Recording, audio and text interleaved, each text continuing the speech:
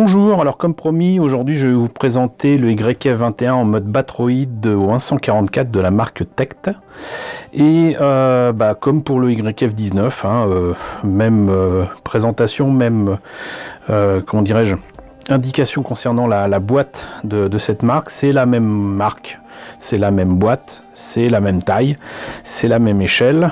Le truc c'est que étrangement j'ai beaucoup moins de YF21 que de modèles YF19. J'ai quelques versions ou 1/100 qui sont un petit peu différentes et qui sont essentiellement issues de Macross 7, comme par exemple en Batroid j'ai le VF22S qui est en fait une version donc différente au niveau du cockpit et de la tête du YF21 et qui est utilisé dans Macross 7 par à la fois Maximilien Genius et sa femme, enfin une de ses nombreuses femmes, qui est donc Myria, une Zentradienne à la base. Et j'ai d'autres modèles à vous présenter à ce niveau-là, mais j'en ai quand même beaucoup moins que du YF19. Je ne devrais pas tarder non plus à vous présenter le le VF22, donc dans son mode fighter, tel qu'il est présenté dans le jeu Macross Digital Mission VFX.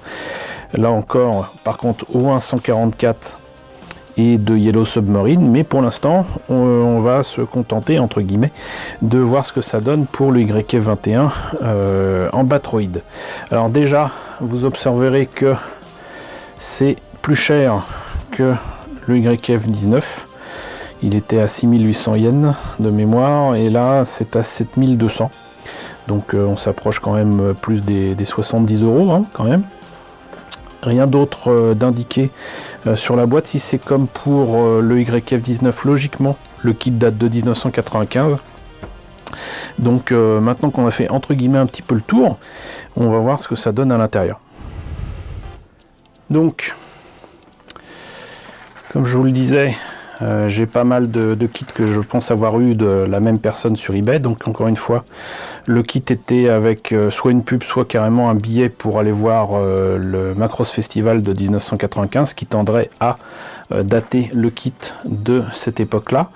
J'avais mis apparemment de côté beaucoup de petits décalcos pour compléter en fait, l'absence de décalcos de ces kits là, hein, parce que c'est bien gentil de faire certains trucs à la main, mais il y a certaines choses qu'on peut difficilement faire.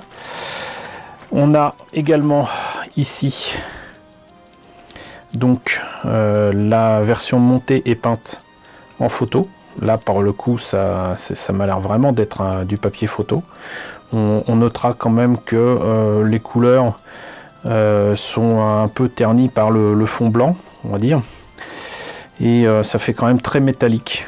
J'y reconnais pas trop le YF21 que je connais.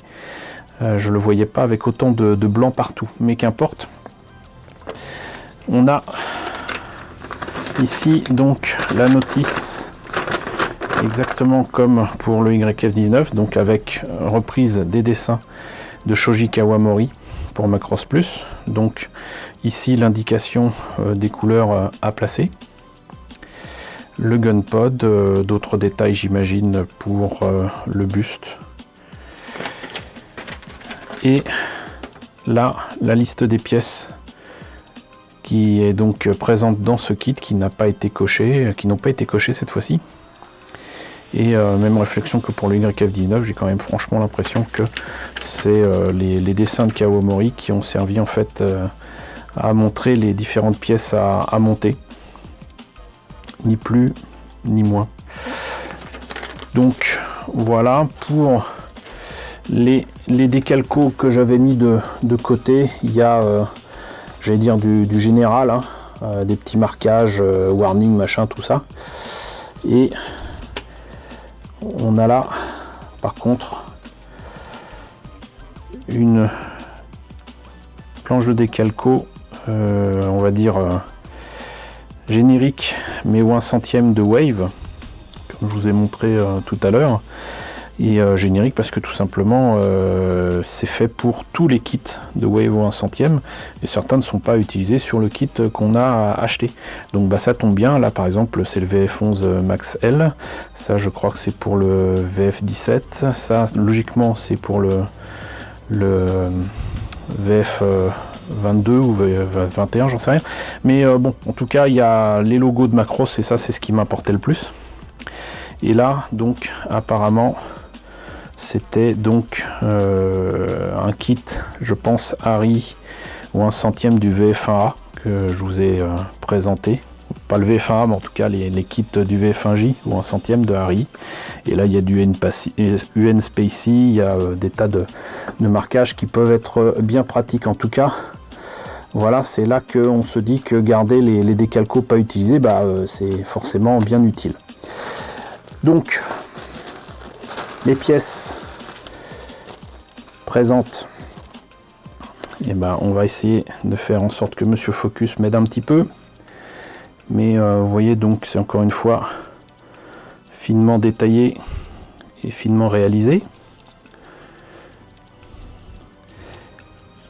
Par contre, je ne comprends pas que ça puisse être plus cher que l'YF19, à croire qu'ils ont fait moins d'exemplaires du YF21 que du YF19, ce qui expliquerait pas mal de choses. Mais bon, c'est vrai que les Japonais ont tendance, pour certaines licences, à faire les mechas des héros.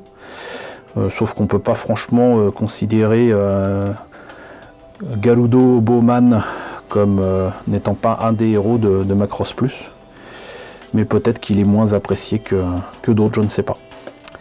En tout cas, donc voilà pour une petite vue des pièces du YF21 en mode Battloid. Là, j'essaie de voir avec quoi il tenait, quoi. J'imagine que ça doit être comme ça. Et ici avec donc peut-être... Très étrange, j'ai l'impression qu'il y a deux fois la même chose, mais non. En fait, voilà. Ça doit être ça. En fait, c'est bel et bien une partie du cockpit, mais avec la tête. Voilà, donc vous voyez, c'est pas bien grand, finalement. Et c'est vraiment du kit de qualité. Maintenant, je le répète, hein, les kits originaux japonais, Garage Kit, en résine, en vinyle, en ce que vous voulez, mais surtout en résine, ça a toujours coûté cher. Et on sait ce qu'on achète, on sait que ça sera de la qualité. Il y a un contrôle qualité de fou sur ces machins là, vous voyez, il n'y a pas de bulle, il n'y a pas de décalage des pièces, c'est vraiment un travail impeccable.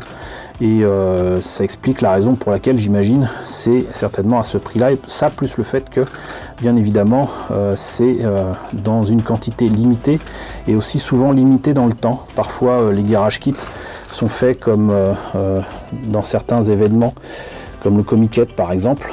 La licence va être négociée pour un temps limité, pour un Comiket en particulier. Ça va être annoncé, ça va être vendu sur place.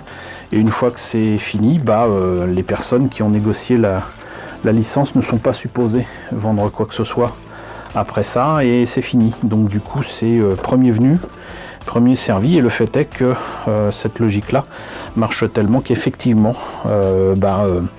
il y a des garage kits qui sont extrêmement rares. Quoi qu'il en soit, donc voilà, c'était le YF21 Batroid ou 144 de Tect. J'espère que cette rapide présentation vous aura intéressé. N'hésitez pas à me dire ce qu'il en est dans la section commentaires. N'hésitez pas à liker, n'hésitez pas à partager, n'hésitez pas à vous abonner si ce n'est pas déjà le cas. Coucou aux nouveaux abonnés qui nous ont rejoints dernièrement. Coucou aux grands anciens qui continuent à me suivre. Je suis bien content que vous soyez là. Je vous remercie de votre soutien, je vous remercie de votre fidélité. Je vous retrouve donc très bientôt pour la présentation, cette fois-ci, de la version Fighter, mais VF22.